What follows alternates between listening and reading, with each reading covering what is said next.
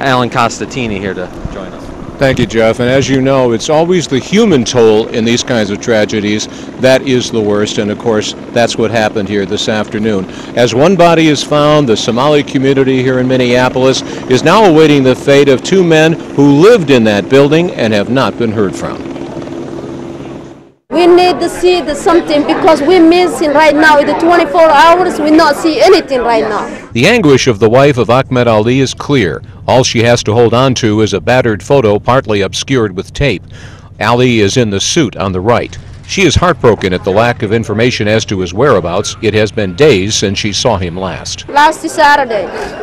Yeah, we not live together. Okay.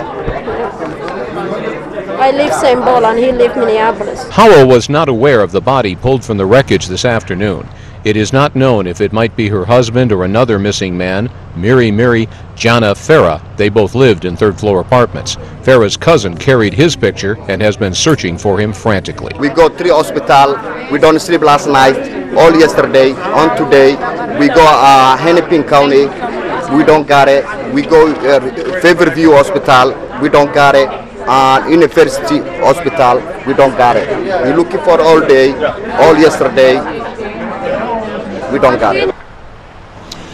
And the truth is that there are still 3 people in critical condition at HCMC, and there are 6 others who are now listed in satisfactory condition, so this story goes on. Randy, Julie?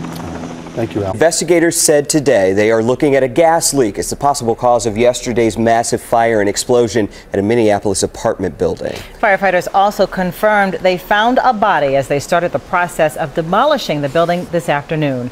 Right now, we know 2 people who were believed to be in the building are still unaccounted for. They are Ahmed Ali and Farah Jama. Reg Chapman is following the new developments in this and joins us now live from the scene. Reg? Well, Angela, crews did take a lot of care when they began dismantling this 3-story building here, all because of the 2 people who lived there that are unaccounted for. Well, several hours into the demolition, the heavy equipment here was silenced because they did find a body. It appears this New Year's Day tragedy has now claimed one person's life. We are going to be in the process of very slowly and very deliberately doing a debris removal of the structure. Using heavy equipment, crews began the tedious task of dismantling what's left of the century-old building lost to an explosion and fire on New Year's Day. We still have 2 individuals that are unaccounted for at this time. Families of the injured and missing crammed into the Brian Cole Center. It was there they were told what would happen next. But because we still have 2 individuals that are unaccounted for, I think we have to be very slow, we have to be very deliberate and very respectful if we were to locate an individual still living in that building. Minutes after Minneapolis Fire Chief John Friedel spoke, crews stopped the demolition and a blue tarp was brought out. A body was found. All last night I don't sleep. I'm looking for him and my cousin. His name Ahmed Farah Ali. Abukar Ahmed says he believes his cousin Ahmed Ali was inside his apartment on the 3rd floor when the building exploded. 2 choices.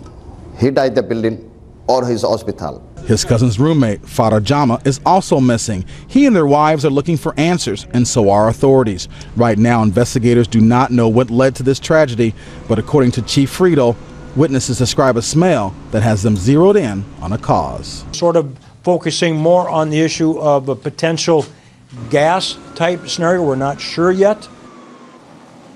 Now, Chief Friedel says of the 14 people who were injured, 13 of them have been identified. They are still trying to uncover the name of one person in the hospital. As for the body that was pulled from this rubble a couple hours ago, they tell me it may take quite some time before they're able to make a positive identification on who that was. And Rich, this fire has received national attention. So many people are looking for ways to help. What do we know about what we can do? Well, right now we're told that if you want to help these victims and the families of the victims, to contact the American Red Cross to make a donation there. Right now the families of the Brian Cole Center getting some help from some social services agencies. Also, there has been an account for the victims of the family set up at any Wells Fargo bank here in the metro area. All right, thank you, Rich, for that update.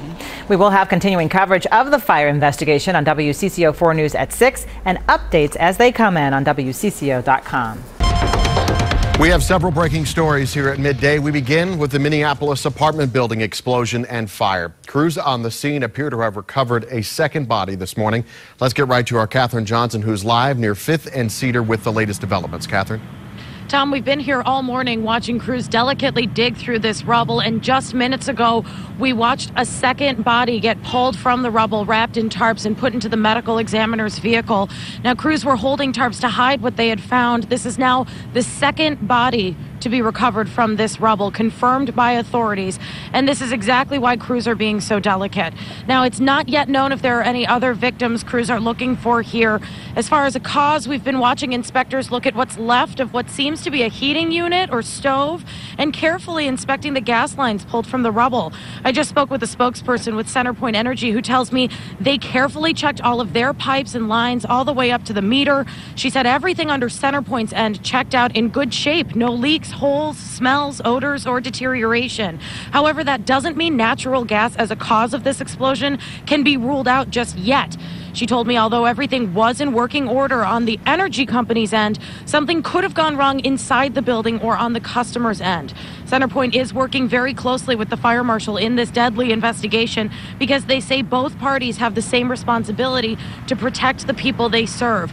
Now, once again, we just watched a second victim pulled from the rubble here, put into the medical examiner's vehicle. We do not know the identity of that person yet. We also don't know the identity of the first person who was pulled from the rubble yesterday. We're going to stay on the scene here all throughout midday, and we'll be back with the latest in just about half an hour. Right now, live in Minneapolis, Catherine Johnson, 5 Eyewitness News. All right, Catherine, we will see you then. Head to KSTP.com anytime for more on the Minneapolis explosion. We've got related stories, raw video, and entire news conferences there. You can find it all in our quick links